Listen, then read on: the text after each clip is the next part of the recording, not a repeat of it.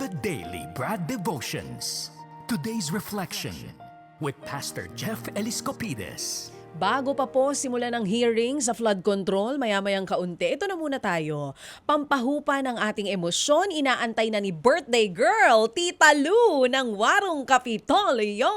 Nako, Tita Birthday Lu. niya ngayon. Tita Lu, kumusta sa Indonesia mga kaibigan natin doon sa Jakarta? Oo, actually. Oo, mabuti pa sila, no?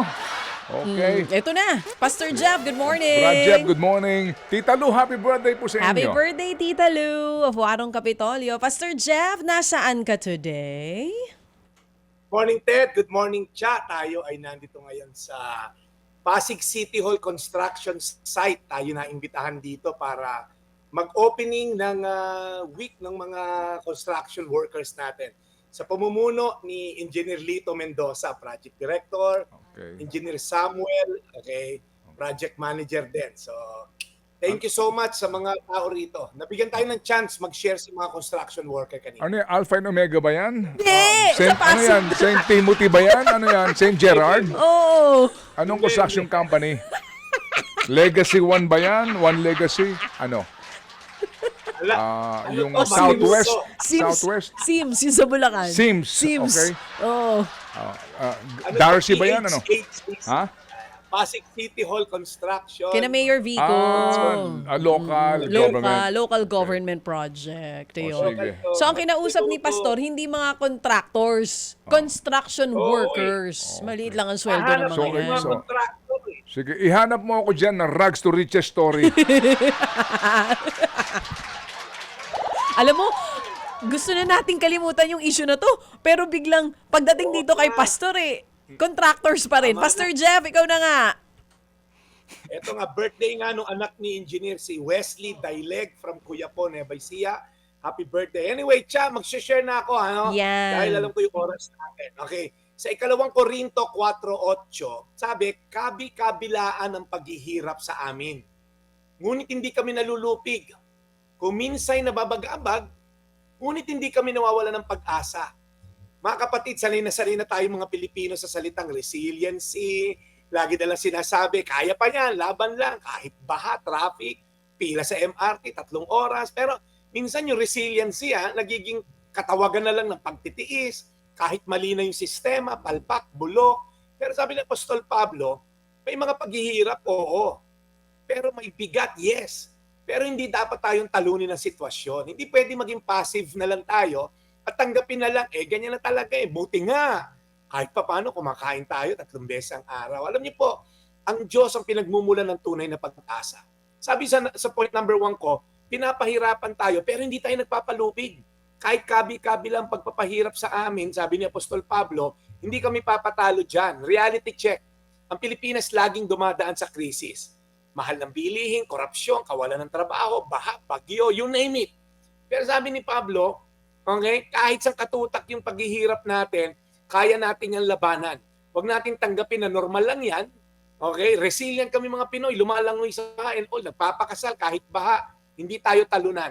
God has given us strength, wisdom to endure, and also to stand for what is right. Hindi pwedeng, okay na yan, nakalakhan na yan Number 2, nababagabag kami, sabi ni Paul, pero hindi kami nawawalan ng pag-asa. Totoo, nakakapagabag po ang sitwasyon. Ang marinig na wala ng hustisya, politika, laging parang paulit-ulit, magkakaaplido lang, iba-ibang henerasyon lang. Parang napakahirap intindihin. Pero bilang Kristiyano, ang pag-asa natin ay hindi nakabase sa liderato ng tao, kundi sa pumumuno ng Diyos. Bansa natin ay parang nasa dilim, pero tandaan, ang liwanag ng Diyos ay laging may liwanag. Mas maliwanag kaysa sa dilim. At pinakahuli po, resilience to resistance for righteousness. Ang resiliency po ay maganda, pero kung pagtitiis lang ito na walang laban, kulang. Tinawag tayo ng Diyos hindi lang para mag-survive, kundi para maging ilaw at asin sa bayan. Magsimula ka, maliit kang empleyado ngayon, simulan mo maging matino, huwag ka mag-uwi ng coupon band. Simulan mo maging tama yung pananaw mo sa buhay, simulan mo mag-encourage ng kapwa mo. May naiiwan dyan sa taxi mo, isoli mo, kung ano yung naiiwang bag. So ano pwede natin gawin bilang Kristiyano? Magsulong tayo ng pagbabago. Simulan natin sa ating sarili. Nakikita ka ng mga anak mo bilang magulang, yung values na ituturo mo sa mga anak mo. Kaya in conclusion po mga kapatid, Ang bayan natin, pinapahirapan tayo, nababagabag tayo, pero ang Diyos, hindi tayo papalupig sa mga gawa ng kaaway dahil ang Diyos ang kasangga natin. Amen? So ulitin ko po yung verse, 2 Korinto 4:8, kabi-kabilaan ang pagpapahirap sa amin, ngunit hindi kami nalulupig. Kung minsay nababagabag, ngunit hindi kami nawawalan ng pag-asa. Tayo po'y manalangin, Panginoon. Salamat po dahil alam namin itong mga practical na hakbang na pwede namin gawin on our own level, maging agent of hope kami sa aming komunidad, sa aming eskwelahan, sa aming pamilya. Naniniwala kami, Lord, na ang tunay na pagbabago ay nagsisimula sa individual at lumalabas lang sa bayan. Kaya, Panginoon, tulungan mo kami, Lord God, na harapin ang mga challenges na to with faith na one day mababago ang aming bansa. Simulan namin sa amin, lalabas sa aming pamilya, lalabas sa barangay, at magiging sa bayan. Sa pangalan ni Jesus. Amen. Amen. And we pray again, Lord, para po kay Brad Jeff. Lord, bless his mission at salamat po muli sa kanyang patuloy po na paghahatid ng pinakamagandang balita sa bawat araw po ng aming programa. Alagaan niyo po lagi si Brad Jeff and bless his mission ngayon pong buong linggong ito. In Jesus' name we pray. Amen. Amen. Amen.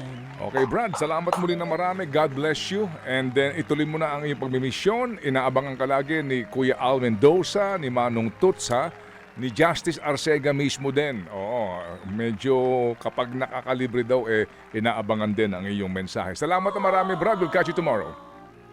Okay, Brad Ted. Mag-hi na mga kasama ko. Si retired Army Navy Colonel. Ruel. God bless. Ito yung mga masisigasig dito sa City Hall ng Pasig. Kahit na kahit na retired, trabaho pa rin siya kasi nga kinakailangan kinakailangan maghanap buhay ng marangal para sa pamilya. Mabuhay ka, retired colonel. Mabuhay ka. Ito po, Ted. Ingat po kayo dyan. Ito mga taga Pasig City Hall. I-hello nyo kami kay Mayor Vico Soto. Thank you so much, Pastor Jeff. Okay. At maraming salamat. Ito po yung Daily Brad, your daily dose of inspiration. God bless. Serving the people, Brad Jeff Eliscopides. Mga kapatid, brothers and sisters, saan ka pa? Dito na tayo sa totoo. Dito na tayo sa True FM. Mga kapatid, mag-subscribe and follow po kayo sa social media accounts ng True Network PH. Yan po kami. Hanapin nyo lang True Network PH, Facebook, Instagram, YouTube, TikTok, and podcast. Mapa Apple or Spotify man yan, mahahanap nyo kami. Lahat ng mga napapanood at napapakinggan nyo po sa programa, nasa social media accounts namin yan. So, paano mga kapatid? See you sa social media!